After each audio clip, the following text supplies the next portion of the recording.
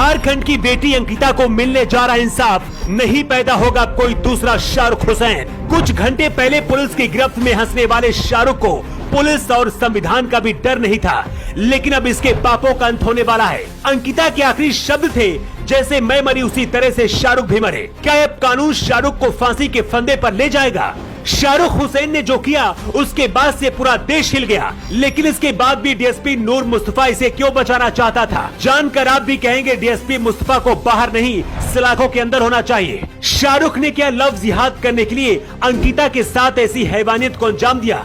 इसकी सच्चाई भी जानना बहुत जरूरी है। अंकिता की मां की 1 साल पहले कैंसर से मौत हो चुकी थी। अंकिता के पिता एक बिस्किट कंपनी में सेल्समैन की नौकरी करके अपना परिवार चला रहे थे। अंकिता का सपना था कि बड़ी होकर आईपीएस अधिकारी बनेगी और अपने परिवार की हालत को सुधारेगी। अंकिता 12वीं कक्षा में पढ़ रही थी। पड़ोस का ही रहने वाला शाहरुख हुसैन उसके पीछे पड़ा था। सनकी शाहरुख किसी भी तरह से उससे बात करना चाहता था।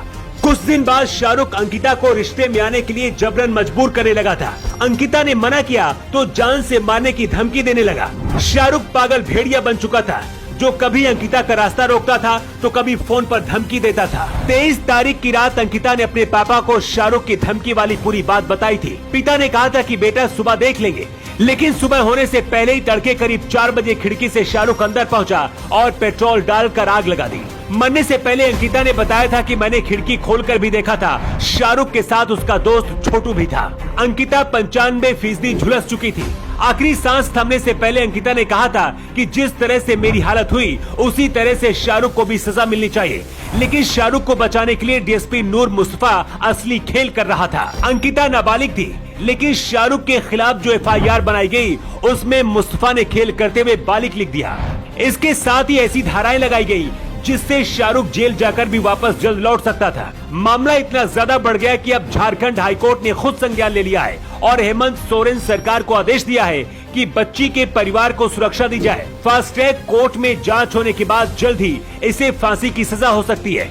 डीएसपी मुस्तफा को जांच से हटा दिया गया है और अगर दोषी पाया जाता है तो उसके खिलाफ भी कार्रवाई होगी। डीएसपी मुस्तफा पर हिंदू विरोधी होने के भी कई बार आरोप लग चुके हैं, लेकिन अब कई सवाल भी उठ रहे हैं। जब झारखंड की बेटी अस्पताल में तड़प रही थी, उस दौरान मुख्यमंत्री हेमंत सोरेन अपने विधायकों के साथ पिकनिक मना रहे थे। झारखंड के पूर्व मुख्यमंत्री बाबूलाल मरांडी का आरोप है कि अंकिता की जान बचाई जा सकती थी अगर उसे भी बेहतर इलाज मिल पाता। मरांडी ने कहा कि अगर रांची में हुए उपद्रव में घायल नदीम को हेमंत सोरेन एयर एम्बुलेंस से दिल्ली के मेदांता अस्पताल पहुंचा सकते हैं उपचार कराने के लिए, तो फिर बेटी अंकिता को रांची भेजने तक के लिए इतनी देर क्यों हुई? याद रखिए, अंकिता के साथ जो हुआ वो हमारे और आपके परिवार के साथ भी हो सकता है। हर दिन हजारों बच्चियां शाहरुख जैसे दरिंदों का सामना करती हैं, लेकिन पुलिस की गिरफ्त में आने के बाद भी ये दरिंदे कुछ इस तरह से हंसते हैं क्योंकि इन्हें पता है कानून और संविधान एक पन्ने की तरह है जो कभी भी इधर से उधर किया जा सकता है। डीएसपी नूर मुस्तफा जैसे पुलिस अधिकारी अपना ईमान बेच सकते हैं। आरोप है कि अभी भी कुछ लोग शाहरुख को बचाने की कोशिश कर रहे हैं। अंकिता की मां तो इस दुनिया में अब नहीं है, लेकिन दादी की अब एक तमन्ना है कि मरने से पहले मैं शाहरुख को फांसी के फंदे पर देखना चाहती हूँ। क्या शाहरुख हुसैन को फांसी होनी चाहिए? आप अपना जवाब कमेंट बॉक्स पर देकर जरूर बताएं। न्यू टाइम्स के लिए रिपोर्ट।